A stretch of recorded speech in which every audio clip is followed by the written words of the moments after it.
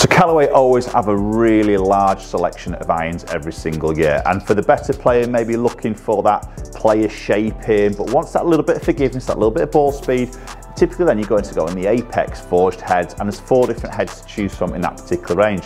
Then comes along the Rogue ST Pro iron. So where does that sit in the offerings for that better player, more compact head? We're going to take a look in this particular video. So the new Callaway Rogue ST Pro iron, it's a great looking iron. So we're going to delve into this in this video, pros and cons, and also stay tuned to the end of this particular video because I'm going to give you a really hot tip on how to crush your irons and get that really pure strike, so do stay tuned. Okay, so first instincts, when you take it out of that wrapper, when I took it out of the wrapper, it's a really good looking iron, very sleek on the back. Obviously got that black badge, Rogue ST in there. And we've got this word pro on there, and I think it's sometimes always a bit of a funny one, is that word pro, isn't it? I feel it can put a few people off, because when you delve into this iron and you look at it a little bit deeper, it's offering a lot of forgiveness. It's a hollow construction, but it's in more of that better player shaping compact head design. So the word pro, sometimes I think some golfers might not even entertain it because it's got that word on there. Think, oh, that's too good for me, that's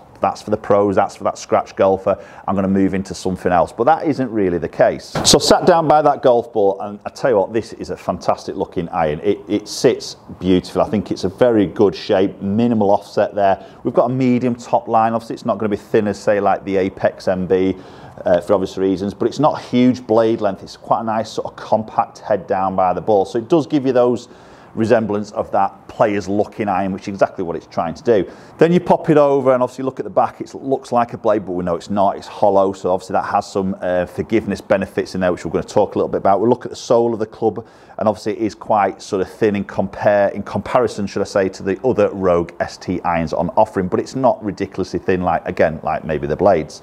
So it has that sprinkle of that sort of better player's sort of shape, but does look great. High polished chrome heel section.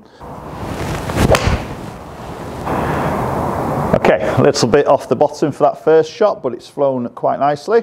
Yeah, so 186 carry, ball speed 123. What I say, it wasn't the most perfect strike. You can see the little bit bottom groove. So 7-iron I've got in my hands, it's 30.5 degrees of loft, so it's very much in that TaylorMade P790 category, those sort of areas there. So it's offering that little bit of speed with the loft being a little bit stronger, so a bit of distance there, but again in that sort of nice sort of compact shape that we sort of see. That's a better shot. Very nice, high towering ball flight, and that feels good off the club face. And again, it's hollow, isn't it? So I talk about this a lot. We're not going to see that really sort of soft feel, and to be honest, this isn't forged, so it's sitting in that Rogue ST area. But again, this goes back to what I was sort of saying before. Where does this sit in comparison to, or along the lines of, the Apex range? Now, obviously the Apex range are forged golf clubs, so they're going to have potentially that softer feel, but this has now got all the technology that we see in the other Rogue ST irons, so a bit more tech in comparison to what is offering on that Apex range. So what is that technology? So we've got a new high strength 450 AI cut face technology in this iron, so that face sort of wrapping around the bottom, wrapping around the top. It's all about sort of increasing that ball speed across the whole face. And this AI face is optimized as well. So again, as you move your strike patterns around that club face, it's trying to really keep a consistency on that launch, the spin, the ball speed, to really get sort of more consistent carry numbers out of it. And that's one I would let everyone have a little look at today, because I think sometimes when you get into these sort of stronger lofted hollow body heads, that is sometimes the sacrifice that we tend to sort of see, is sometimes that spins up and down a little bit, and that obviously changes that front to back dispersion. But does sit fantastic behind the golf ball. Big fan of how this sort of looks. Really good shape to my eye. Oh, I've just pulled that again. That's more me. That's a good strike and a really nice ball flight. I've just pulled it. Let's see, decent launch there. 126 on that ball. Spins in that low area, isn't it? Now I've just pulled that, so I've slightly shut the face. That's going to take a bit of spin off, take a bit of loft off. Again, that's more me than the club itself. But you see the land angle there coming in at 47 degrees, so we've got some good stopping power alone. And we've talked about this in the past again, you know, these stronger lofts sometimes that lower spin bracket, aren't they? But yet again, we see some good height on it and some good descent angle, which helps with that stopping power. That's a nice strike. That was a better golf shot from me. Yeah, really high flight. That's definitely got some stopping power coming to the land. Good smash there as well, launch. 194 carry, I mean, it's a big carry, isn't it? I mean, that just seems to be flying off, but that spin is a little bit low, isn't it? Which is obviously going to create that little bit more distance I'm getting there. So we've got some extra tungsten in the inside of the head here, which is a bit more precision in terms of trying to optimize it, getting that launch, the ball speed, everything like that, and creating that stability, that high MOI as we hear a lot about. So we've got 48 grams of tungsten in there, which is 188% more than what we saw in the Maverick iron. So considerable difference of tungsten in the head. Okay, there's a little bit of reaction to a few of those little pulley ones I've just hit, just one a little bit up that right hand side.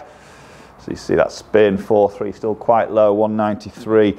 So we've got some of those urethane microspheres that Callaway have done in previous models, but they've now increased that up higher in the club face, like little pockets in the metal there, which helps to create a little bit more of that sound, maybe muting the sound a little bit more. And that's moved up towards the 6th groove now, so I'm trying to increase that or improve that sound as you sometimes come into this hollow head, obviously non-forged.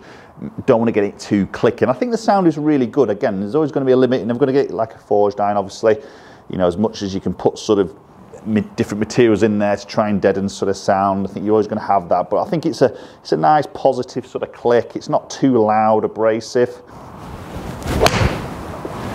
That's a better shot, better direction anyway. Ball flight's nice and high again. I like it, you know.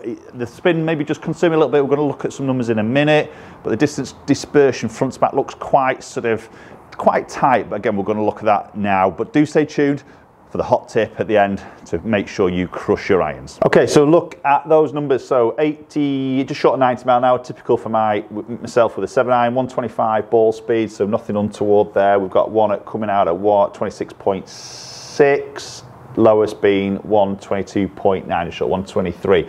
Again, my subtleties of differences, the strike up and down that club face is obviously going to play a part. The first one I did catch a little bit bottom groove, as you can maybe just sort of see there. Launching at 18 and the spin 4315 as an average at 30.5 degrees of loft. We know that spin model is going to be a little bit lower, into a little bit lower than what I would probably like to see it, but then again, going back to the peak height there at 105 feet, land angle at 46.4 on average, I know I can get some decent stopping power on that. Looking at front to back distance dispersion, sometimes there's an issue with these more hotter, hollow bodied sort of irons. We can see 186, again that was that low in the face strike that wasn't brilliant to be honest, up to 194.5. So that's not bad, I don't think, for that sort of iron. Again, the spins are just going to change at a fraction. But from a very low groove to a really you know, a better strike there, you can see the difference of the ball speed as you can appreciate. Maybe let's take that first one out because that was probably the worst strike of the lot. And then if you look at that tightness there, maybe 194.5 to just short of 190. So that's pretty good for this type of iron. Okay, let's give you a really good tip now to make sure we get that ball turf strike. Everybody's desirable for those sort of connections. We definitely don't want to be hitting it fat. We definitely don't want to be hitting it thin, do we? So to help get that compression, increase that ball speed, get some more distance, but consistently more so, this is a great little tip to do that. So what I tend to see a lot of golfers do through the backswing is they tend to move off the golf ball too much. They get onto this trail leg a little bit too much and just never really get it back. So the low point typically is always behind the golf ball.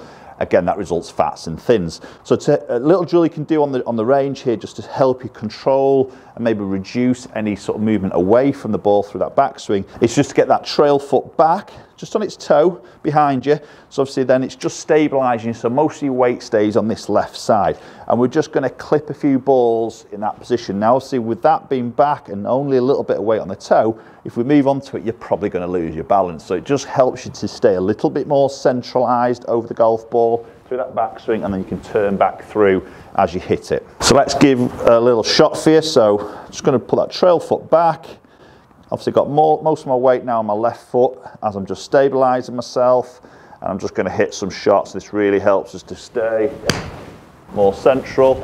You're not going to go full swing at this, but it really helps you to control your centralness of your body in relation to that golf ball through that golf swing. So thanks for watching the video. If you want to see more little tips at the end of my review videos, then just post a comment down below, let me know your thoughts on that, and hopefully we'll catch up with you all very soon.